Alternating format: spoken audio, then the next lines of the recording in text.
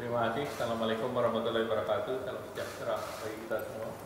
Kami hormati Pak Menko Marinvest, Pak Luhut, Pak Budi Sadikin, dan teman-teman media cetak, media elektronik.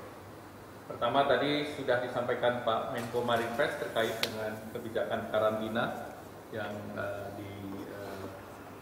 disesuaikan, yaitu 7 dan 10 hari.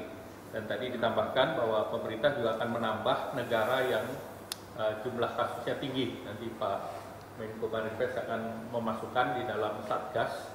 Jadi 2 negara yang relatif tinggi juga kita akan kenakan 10 hari, sedangkan menambah dari yang 13 negara, sedangkan yang lain nanti di luar negara tersebut akan 7 hari.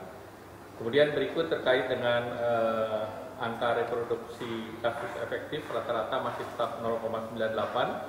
Dan khusus di luar Jawa Bali akan ada perpanjangan, yaitu periode pelaksanaan walaupun situasinya seluruhnya tadi disampaikan juga terkendali, akan diperpanjang 14 hari, yaitu tanggal 4 sampai dengan 17 Januari.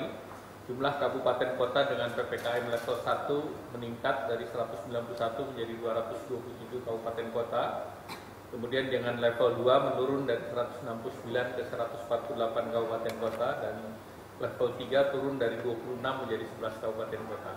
Dari segi penanganan COVID seluruhnya di level 1, namun responsnya masih ada yang terkait dengan vaksinasi yang masih di bawah 70%, dan juga tingkat tergantung daripada responsnya. Kemudian di level 4, 0 kabupaten kota.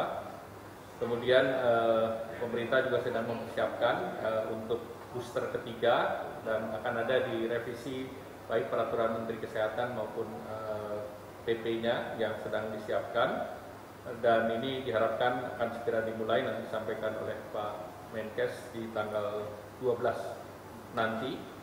Dan kemudian tentu bagi PPLN juga pemerintah mempersiapkan pintu-pintu baru, selain di Jakarta disiapkan juga di Juanda maupun di tempat lain yang tentunya disiapkan kekarantinaan. Demikian pula yang terkait dengan pintu darat, apakah itu yang ada di lintas batas, yaitu Entikong dan di Kalimantan Barat dan Kalimantan Timur, dan selanjutnya juga yang masuk laut antara lain Batam, Tanjung Pinang, yang seluruh Kepri, yang seluruhnya juga disiapkan terkait dengan kekarantinaan. Tadi terkait dengan Kepres itu menyesuaikan terhadap keputusan Mahkamah Konstitusi, di mana diperlukan Kepres untuk melanjutkan pandemi COVID-19, dan dari situ pemerintah membuat program penanganan COVID dan pemulihan ekonomi